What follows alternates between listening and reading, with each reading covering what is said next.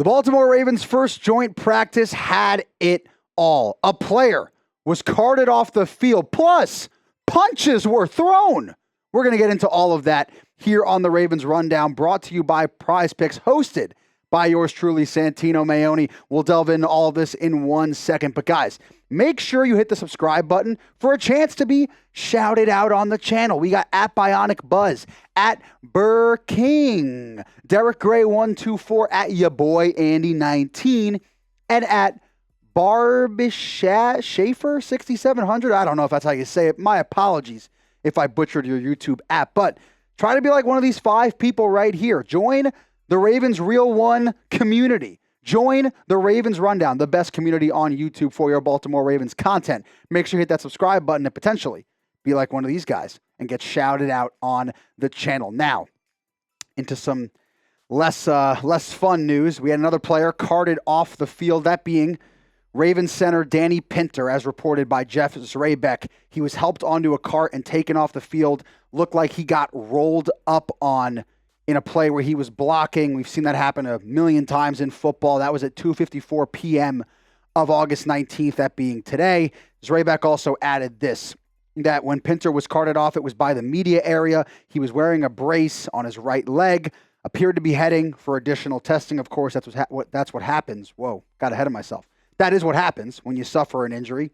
Either way, you have to feel for Pinter. Was closing in on a starting job for the first time in his career. I don't know if he was fully closing in on it. Ethan Posick was going to give him a run for his money, but either way, it's just a terrible injury to have occur, and the head coach, Jesse Minter, talked about it after practice, and he kind of said what you'd expect. Not much. I was able to go over there and see him. No updates yet. I don't have any. We'll probably have that as he gets some stuff done and gets some tests done. We will see how that shakes out, which, yeah, I mean, that's pretty typical of what you're going to hear from a head coach after an injury occurs in either training camp practice or a joint practice. That's what's going to happen, but we'll have to wait and see exactly what Pinter's injury is. But what I do know for sure, unlike knowing what the injury is that it creates some controversy, and more questions surrounding this center position, which was a question mark coming into the offseason when you lost Linderbaum. But the question hasn't really been answered. We saw Pinter play in that preseason game. Ethan Posick obviously really didn't. Still recovering from that torn Achilles last year. Still getting ramped up within this new Ravens offense in a new system throughout training camp. But Zrebeck talked about this, that Minter had said targeting the second week of preseason was when Ethan Posick was going to get sped up. His workload was going to increase. We were going to see him more. That's probably what's going to occur when it comes to being the starter. Posick's workload will increase, and he will likely be the starter for your Baltimore Ravens. Again, it's tough to say without knowing what Pinter's injury is, but I'm going to say it until we know. Because when you hear a player getting rolled up on, that doesn't, to me, bode well for Danny Pinter. And again, Posick coming off of that Achilles injury, yes, but he's further removed from his injury than Danny Pinter is now. Obviously, we'll know more when the news comes out, but this center position is still in flux. The starter is still in flux. We don't know a lot of things for sure, but this is my take as of where we stand right at this moment. But what we do know is things got heated up at Ravens-Vikings joint practice. Keon Martin is throwing punches, man. Threw a punch at Devon Armstead in a one-on-one drill. You could see it building up, according to Brian Wacker. The players were kind of getting into it, tussling a little bit. Both teams ran in to break it up, I guess, but order got restored. Nothing crazy. Kind of a fight, kind of not a fight.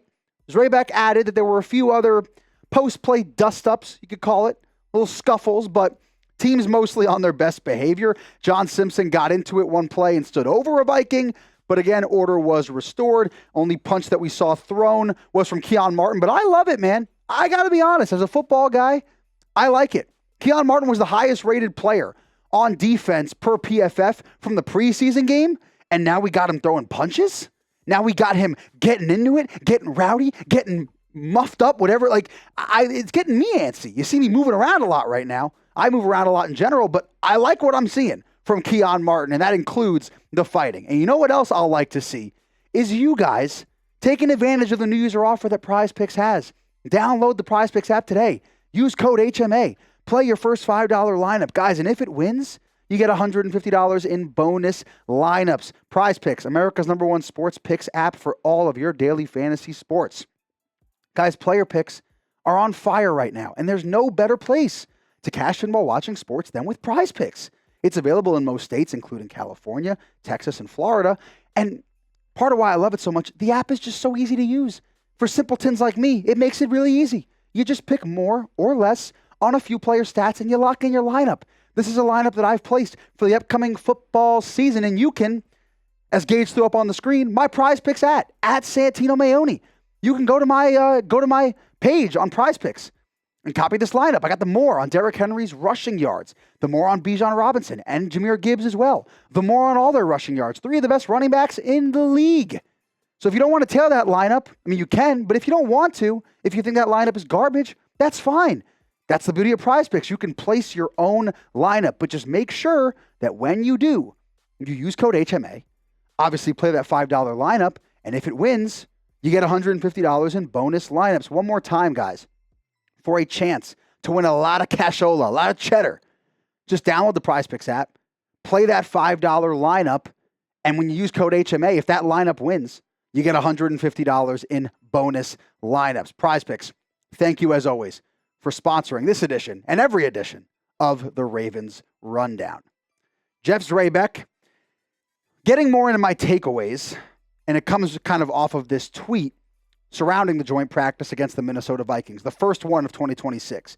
Fun practice so far, as Rayback tweeted out. This was at 2:16 p.m. Been a mixed bag for the Ravens offense. A bit sloppy, some quick completions, but not much else. So not a lot of positives for that offense.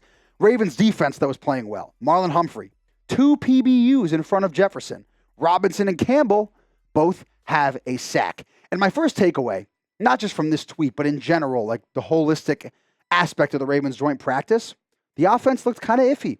And it's not the first time that we've seen or heard about the offense looking a little, just okay between training camp and between joint practice. Jeff Zrebeck continued to add it. Can I just say, this guy was putting out tweets all day. Phenomenal job covering the Baltimore Ravens. But offensively, Rashad Bateman, solid day. That's nice to hear. Some quick passes resulted in decent gains. LaJohntay Wester caught a short one while not covered, so, not making a contested catch or anything. Raced upfield for a big game, but otherwise, nothing from the Ravens offense. Just really struggled. And the Vikings, they pressured a lot. Had a lot of success blitzing the Baltimore Ravens. So, sounds like they might have to get better in that department. Brian Flores really bringing the heat today at joint practice. And then Zrebeck continued to add on. Practice ended with Vikings scoring on both of their 2-minute possessions, and the Ravens offense, this is the real kicker of this whole tweet, not scoring on either of theirs. That's not good. And adding, the Ravens defense played well, but the offense just overall struggled throughout. But guess what? I'm not too concerned. Doesn't concern me that much because we heard about in training camp some issues, you could say, loosely, use the word issues very loosely, with Lamar Jackson in this offense and kind of ingratiating themselves into it, getting used to this Declan Doyle offense. Players are still adjusting. It's kind of the point I'm getting to. I expect some slow moments. I said this in a video a while ago when I first took over the channel, that you got to think about the growing pains this team has to go through, the offense has to go through. And I don't expect them to get off to a super hot start to begin the year. I wouldn't be shocked if they have a losing record in the first 4 or 5 weeks, but pick it up as the season goes on. And that's kind of indicative of what we're seeing in this joint practice and in training camp a little bit, is some slower moments. And that's fine. The offense does need to get better against pressure. I think that's evident from this joint practice. But Brian Flores is also one of the premier, blitzing coaches, or in the NFL. He's not, not being a, not always being a head coach in the NFL, but just being on a coaching staff as the defensive coordinator, whatever it may be. We know he likes to blitz, right? So the Ravens have to improve on that front. And that's something I hope we'll see leading into some more joint practices in the preseason as well, and just going into the season as a whole. Second takeaway for me is the DBs look great. And the defense as a whole looked very good within this joint practice against the Vikings. But the DBs, man, Zrebeck had a tweet specifically dedicated to them. Ravens DBs had a great practice. Keon Martin, punch thrower, and Bilal Kone both had several pass breakups. TJ Tampa, who looked good in the preseason opener against the Eagles, he did as well. Marlon Humphrey Great to hear this. Probably had his best practice of the summer. That's phenomenal, considering some struggles that we've heard around him and also him dealing with an injury at the end of last week in training camp. Until the 2-minute, fair enough. Letting up two 2-minute drill touchdowns is not a great thing that you want to see, but the Vikings struggled to get anything going downfield, according to Zrebeck. And there was even a tweet, Bilal Kone got an interception. He picked off Kyler Murray during the one-on-one drills that were occurring. So to see him, especially a guy coming off a torn MCL last year in the preseason, make some plays in this joint practice is great. And going back to that tweet that Zrebeck said, it emphasizes the point that I'm going to make right here. The depth continues to show promise. And when it comes, when you talk about depth, obviously depth on a team in general is big, right? That's going to benefit you no matter what. But specifically for the Baltimore Ravens, in the cornerback room, depth is huge, considering the fact that Nate Wiggins and Marlon Humphrey have kind of dealt with injuries within training camp. They've been banged up a little bit. Hearing that a TJ Tampa, a Keon Martin, a Bilal Kone continue to make plays, not just in the preseason game, because we said Keon Martin was the highest rated defensive player per PFF in that whole game.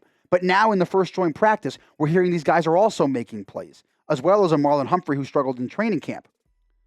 Continue to improve that depth at CB. Baltimore is. They continue to do that. And it's going to go a long way. It's going to be beneficial because we know, knock on wood, of course, that it doesn't happen, but injuries are inevitable, right, guys? So especially later as the season goes on longer, the better that these guys can be, these reserves, even a Chandler Rivers out of Duke, if he steps up as a rookie, these are all good things for the Baltimore Ravens that we're hearing, especially coming out of this joint practice. And if you're excited about the corners performing well, type CB in the comments. Give me a CB, not just to show support for me and the Ravens rundown, but to support your cornerbacks who have been playing pretty well as of right now. Obviously, we'll wait to see what happens in the season, but if you're excited, if you're happy about them performing well, give me a CB in the comments down below. And the last thing, the starters were excited to be out there because obviously we know a majority of the starters didn't play in the preseason game, so this was their first time playing against players that are not wearing Ravens jerseys. Derrick Henry was ecstatic about it. We have been going against each other for the last 2.5 weeks, so it's always good to go against another jersey and just get some good work in. Just to get some good work in against a good defense that'll give you different looks and to see where we're at as an offense, to test that. And maybe they weren't the best, as we kind of talked about earlier in the show, but Henry made that point. There's a lot of stuff to build off and a lot of stuff to work on, right? So I think it's great to hear that from a Derrick Henry. It's great to hear that he enjoyed playing in this game or playing in this joint practice. He enjoyed going up against players in an opposing jersey. That's good stuff, right? And I think, too, one of the things to note is this is really the time for these starters to get in good reps because they're not going to play in the preseason.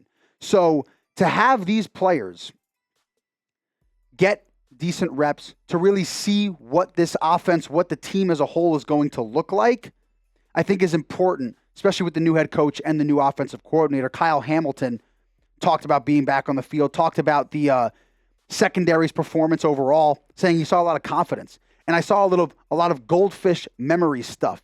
Shout out Ted Lasso. If you know, you know. They're the Vikings. They're going to make plays. Like, it is what it is. It's the NFL.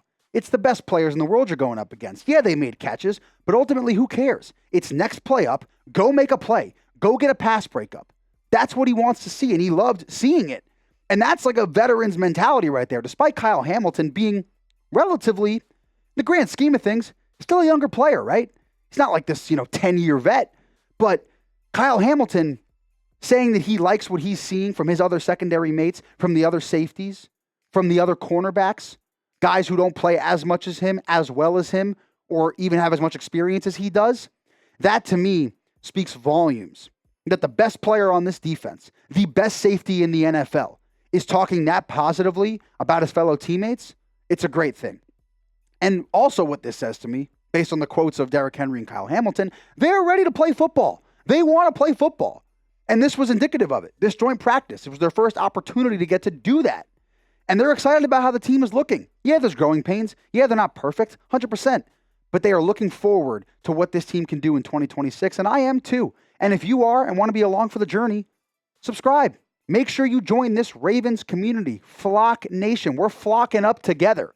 If you're excited about 2026 and what we're going to be doing for the Baltimore Ravens, as the Baltimore Ravens, hit that subscribe button, and I'll see you guys in the next one.